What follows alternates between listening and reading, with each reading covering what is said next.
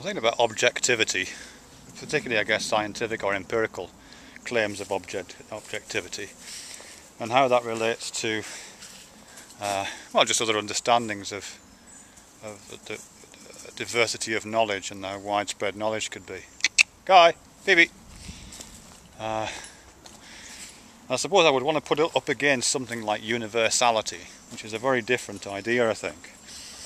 Although, yeah, I think it is different. I think it just comes with different understandings. Because I think when we talk, well, maybe not, this isn't exactly true, but I think when we aspire to objectivity, aspire to it, have it as a goal, like the top of a mountain or the end point of an arduous journey, when we aspire to objectivity, we're aspiring to make our knowledge, make our propositions, make our claims have something of the quality of an idealized object. You know, an idealized object like a diamond or something like that. Something that is permanent and fixed. And everybody who interacts with this diamond has the same experience. This diamond doesn't shine for some people and not for others. It's always as glittery. And if you put it on, if anybody puts it on the weighing scales, it always weighs the same. And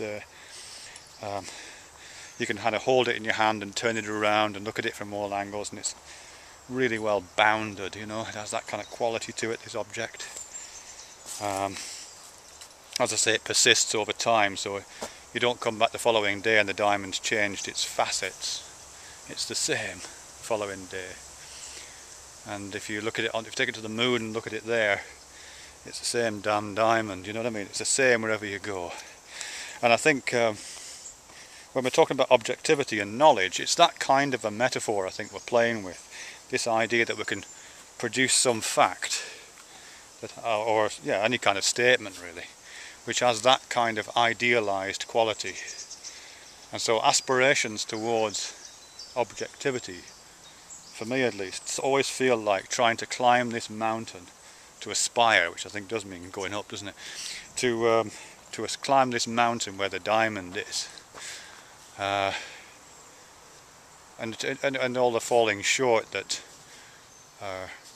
kind of come with objectivity are always little bits of failure to get to the top of this of Mount Ideal Objectivity. You know what I mean? It's that kind of a thing.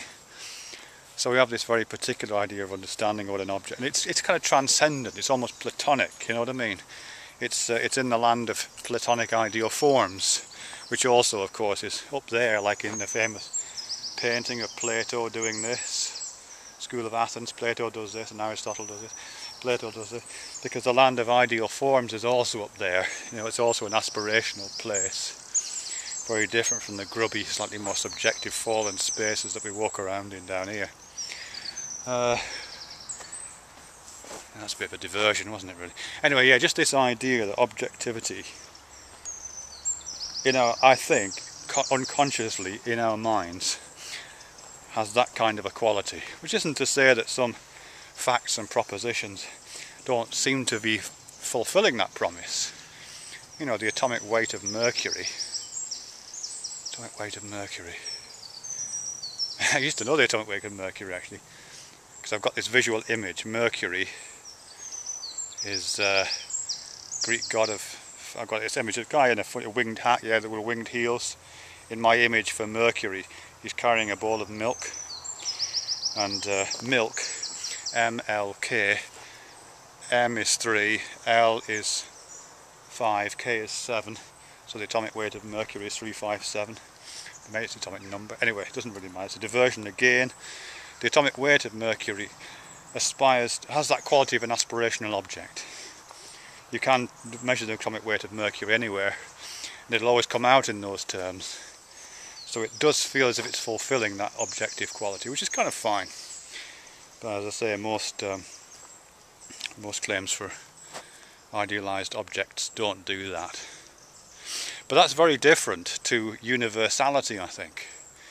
You know, universality isn't anything to do, it doesn't exist in the law of Platonic forms. It's much more Aristotelian, if I was to make that kind of distinction. It's much more like everybody around here was to measure something. Everybody in this place was to measured the atomic weight of mercury, it would all come out as 357, if that's what it is. In fact, if anybody in the universe was to measure it, it would come out as 357. If any being in the universe who had access to scales and had access to mercury and understood what atomic number was, it would always come out at 357. So universality doesn't go to the Platonic land of ideal forms. It doesn't have that aspirational climb the mountain to where the diamond is quality. It's much more down in the dirt of lived experience, which doesn't necessarily mean human experience, although obviously some knowledge is very particular to humans.